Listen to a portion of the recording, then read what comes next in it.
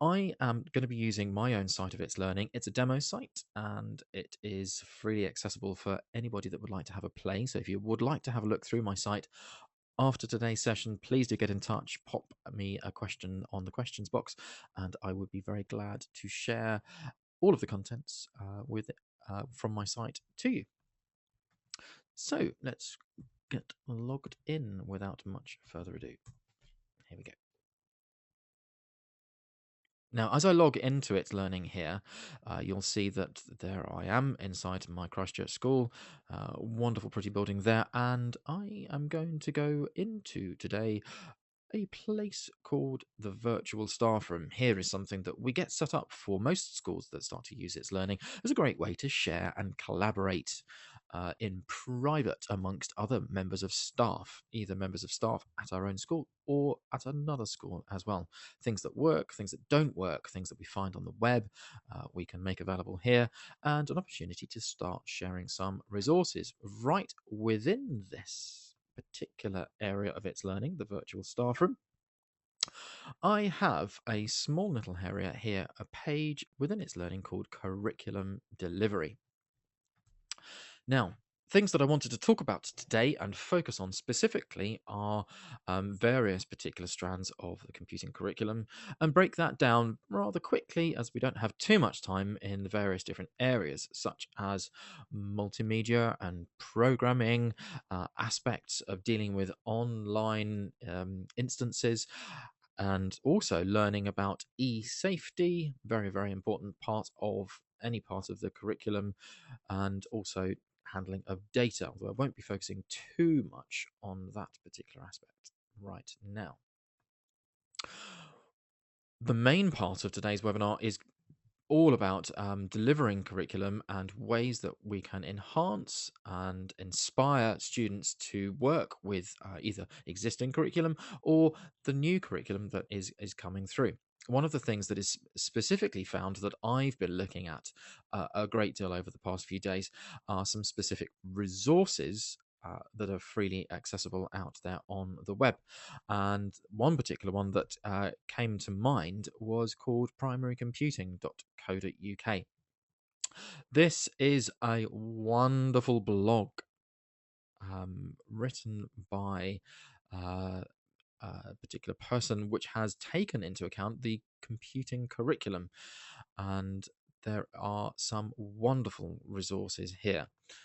If you're looking at the computing curriculum here, this is run by Crumpsall Lane Primary School, and I would encourage you to have a look and even download the curriculum that's available there. So this is from Jay Chippendall. This is John's blog here, and a lot of information here and freely accessible whole computing curriculum, which I would encourage you to have a look at. So that's particular resources that I would recommend you having a look at here. The reason why this is a really important part of using It's Learning in terms of having a virtual learning environment to be able to deliver the curriculum effectively, efficiently, to save a whole bunch of your time in delivering the curriculum, in teaching, in marking and assessing and tracking progress, etc., can be achieved using It's Learning. There's a little known feature within It's Learning that transforms teaching from online, from simply using a platform like It's Learning as a content repository, the old way of just sticking stuff online that's accessible. Great, that has its place.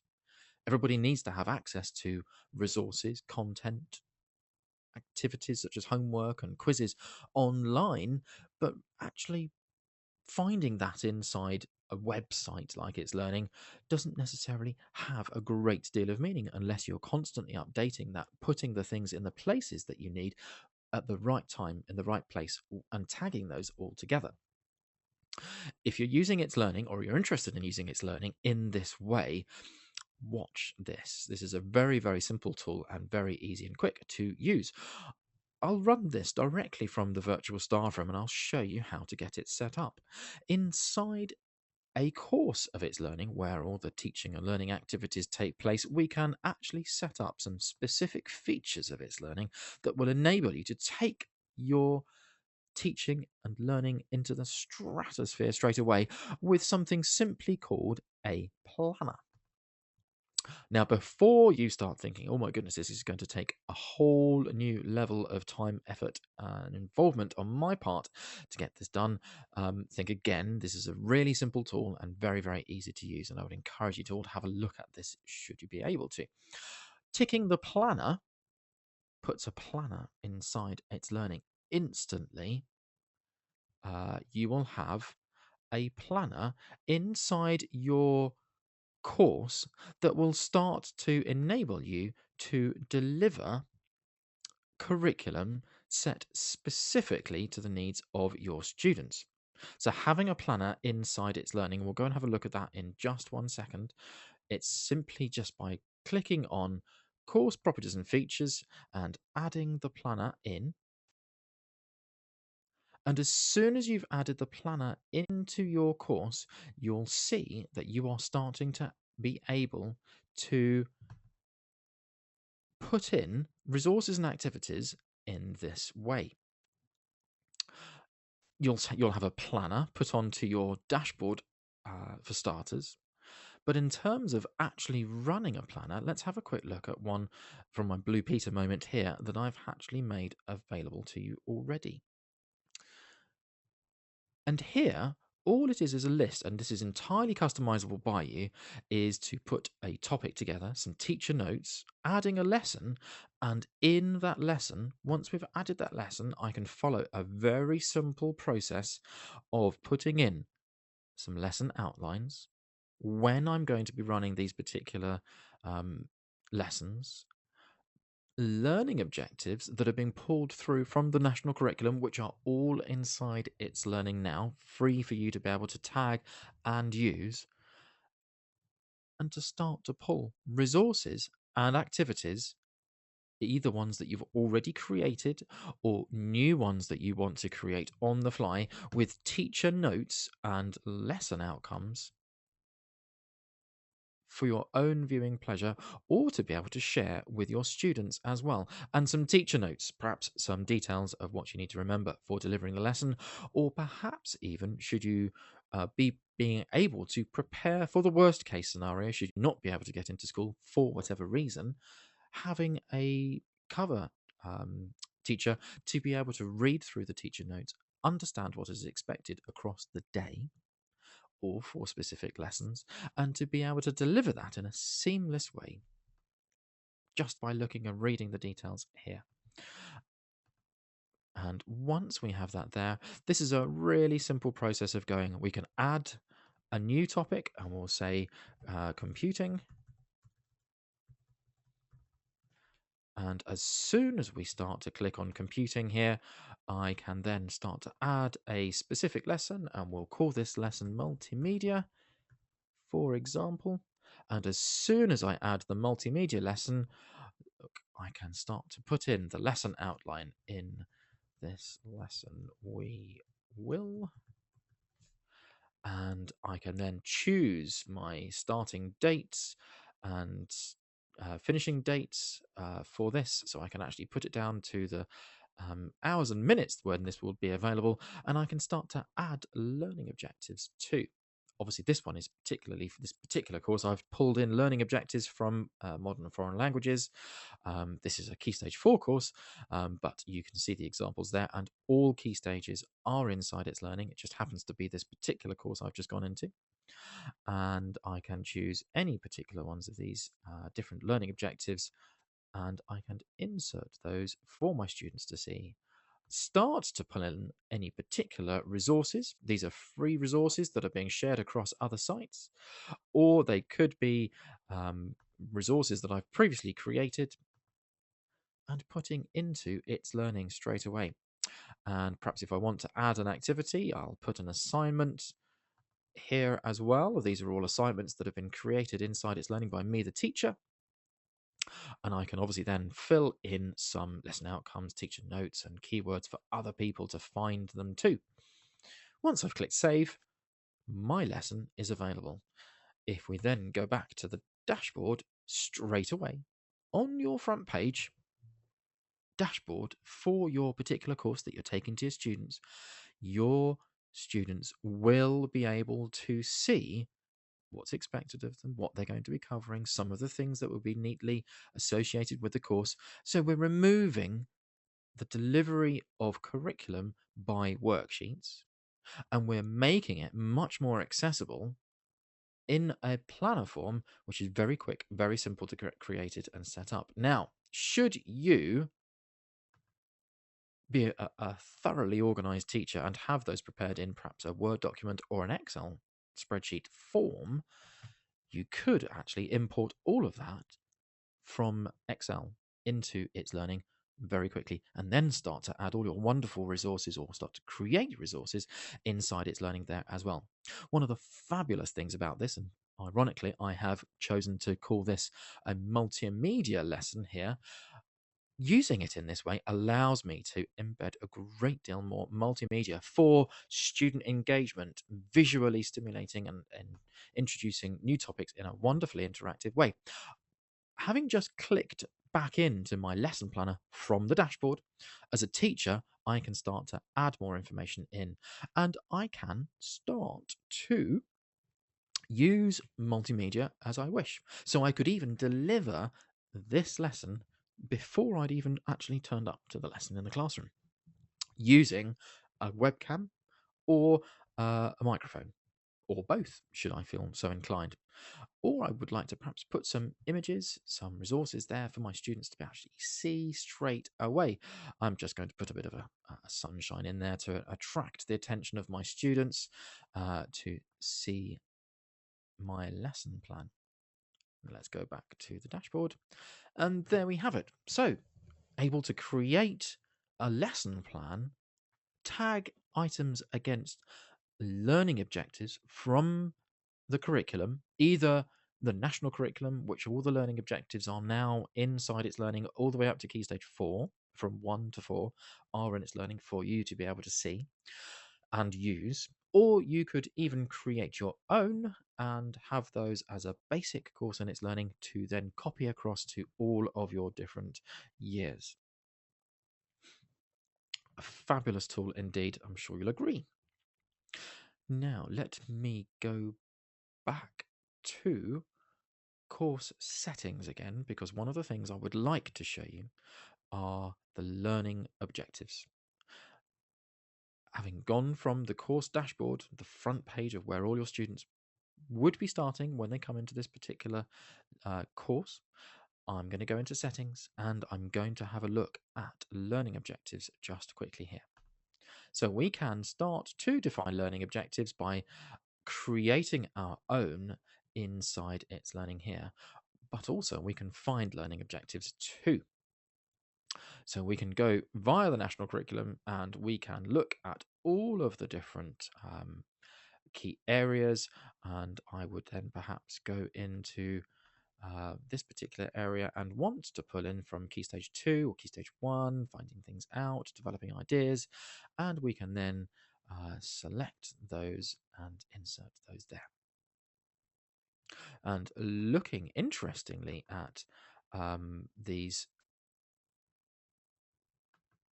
criteria as well, you actually might even want to start to manage the assessment criteria for these. This is taking things a much deeper level of perhaps even to rubric style assessment opportunities here to actually define for yourself and to have it visible to your students as well, to say however you would like to define your rubrics of level of understanding and mastery of a subject as your students progress through learning within their course. More on that should you wish to see. Let's go back to the virtual staff room just quickly.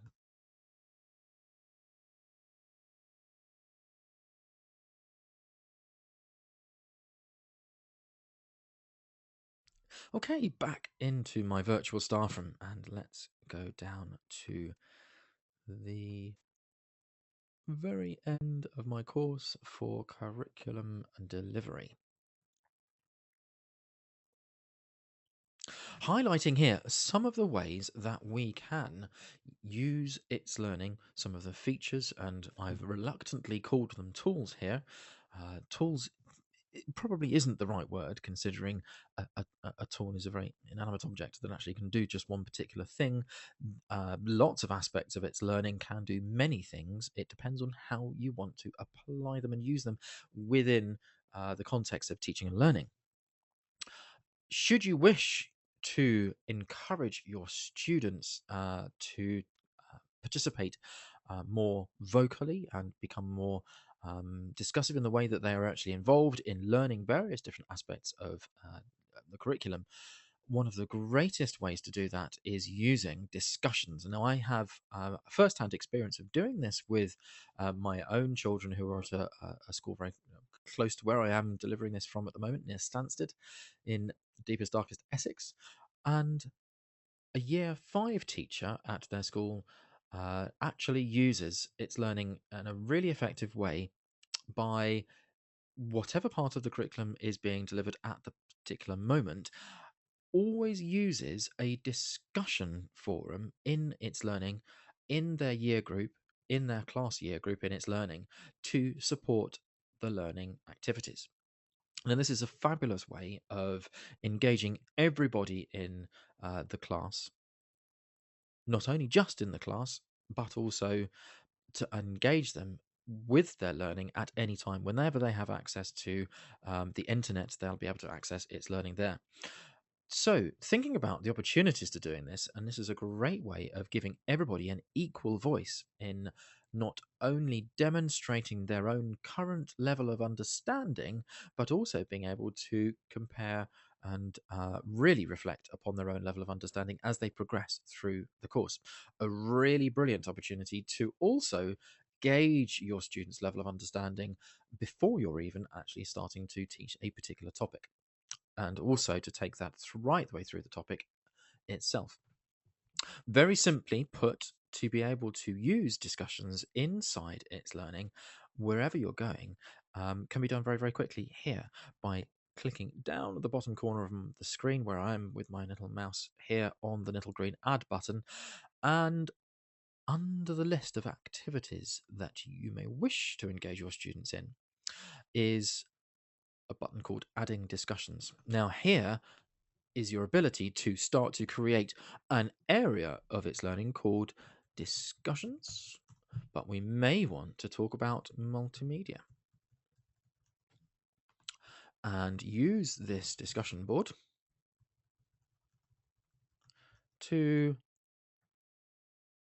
share ideas and experiences with each other.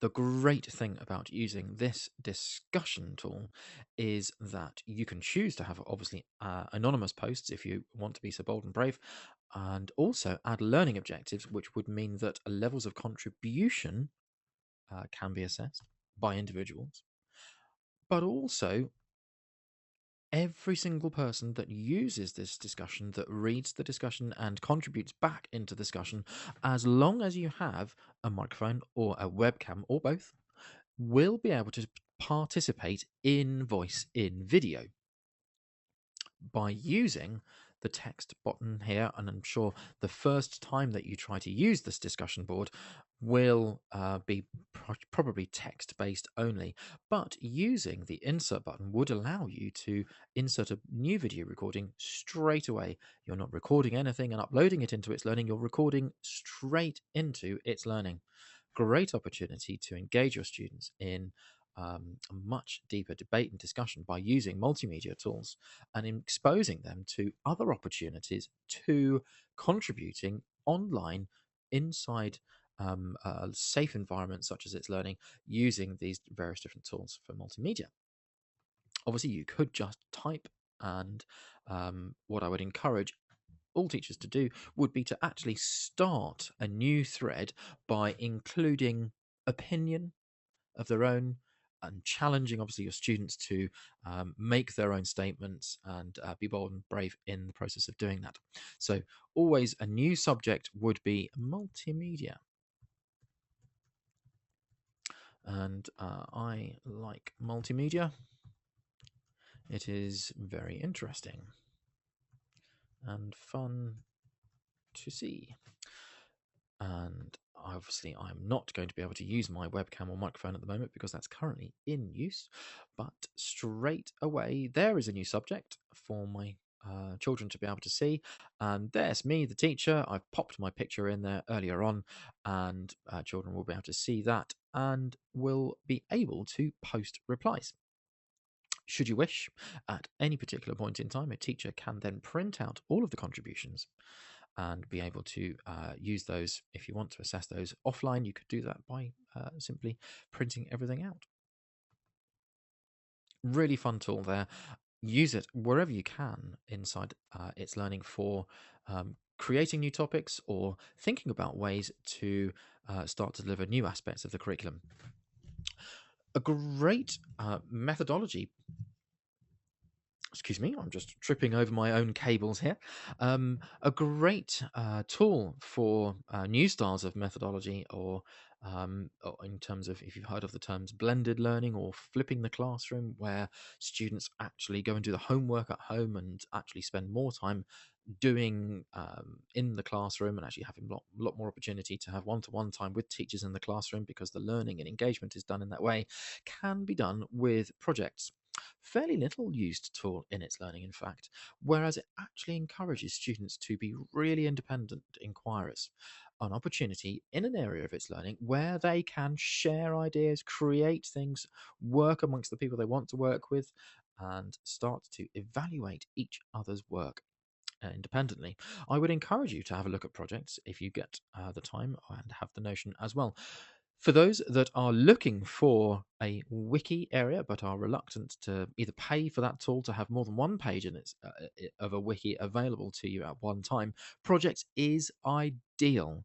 Wikis are a great tool, and Projects takes that to the next level by enabling you to put information all in one place, to be able to collaboratively write in that area in a project, to be able to collaboratively write and read and contribute in a project amongst all students is a great way of enhancing the curriculum. And a teacher purely acts in that area as a facilitator, not as a didact. So really, in it gives your students the ability or the freedom to be able to create in their own environment, with the semblance that they are completely in control and ownership of their own area. Very easy to manage and get set up by simply clicking on projects and starting to add projects as they go. Should you wish to see some examples of projects, I will send out some details to you. Please do get in touch, and I will send some out to you. Some European community funding projects that I've been involved in that have been really effective in collaboration and inquiry-based learning across the whole of Europe, in fact, and further beyond as well. Other tools that are really effective in supporting and delivering from the curriculum are uh, blogs. For those of you that haven't used a blog in itslearning, or even blogs at all, now is a great opportunity to do so. If you're interested in enhancing literary skills, blogging is fabulous. I ran a recent project with a local school myself, working with a group of year 4 students. So there were about 32 students in the classroom just in one particular IT session that lasted for 45 minutes. And that session had a massive impact on the students in terms of actually, or put it this way, you start a lesson when you want to talk about blogs and you create a blog, and within 45 minutes, you've got over 76 responses from children going through various iterations of quality of response and understanding, to the point where students are able to go home and show their parents the quality of information that they are sharing in a blog and they are reading about in a blog and want to take part in. Really powerful tool, great for literacy, great for student expression, and great for delivering understanding or showing and celebrating achievement amongst students as well. Blogs are purely accessible inside an e-portfolio of its learning. Okay, I'm running rapidly out of time here. Other tools that I would like to mention very, very quickly here for enhancing delivery of the curriculum are video conferencing. If you do not have Skype, if you don't have access to Skype, video conferencing is available inside its learning. How to access that? Very quickly. You click on an add button and you start to add a conference. Adding a conference inside its learning will give you a choice of two types, either a text-based conference with up to 50 people taking part, or a video conference with up to 10 people taking part. Now that is 7 more than the free version of Skype will allow you to do right now. So I would really encourage you to explore and evaluate how that works for you. Having opportunity to share webcams across various different schools or various different classrooms is absolutely fabulous. Great fun, really great opportunities for learning. And last but not leastly was the opportunity to actually explore messaging or email in Cerdix Learning without having to employ and administer a huge responsibility behind working with an email system in your own school. The messaging system inside its learning is safe, is secure. It is within a walled garden, and emails cannot go outside it and cannot be received from outside to students inside its learning in that way, and can also be very well managed by administrators to ensure that it is being used appropriately by the right people. Okay, coming to the end of time here, I did say that I was going to keep it very nice and short and sharp, and I appreciate the time that you spent with us on this webinar this afternoon. If you'd like to know more, please do feel free to get in touch with me, Alistair Cameron at itslearning.com. You have my email address from having taken part in this webinar today, so do drop me a line if you've got any questions at all. And you'll also be able to see us next week at the Northern Grid Conference, where we will be actually having a workshop, and also we will be having our own stand as well. So should you like to have some more information and are in the north of England next week, please do feel free to get in touch with us there. I look forward to seeing you all there. Thank you once again for all of your time today. I hope you've enjoyed a quick fly through of some of the ways that its learning can help and support effective curriculum delivery. There's much more depth to go into here. I'm appreciative of the fact that we can't do this in 30 minutes. If you'd like to know more, do get in touch and I'll be glad to advise. Once again, thanks again and take care and have a lovely evening. Bye for now.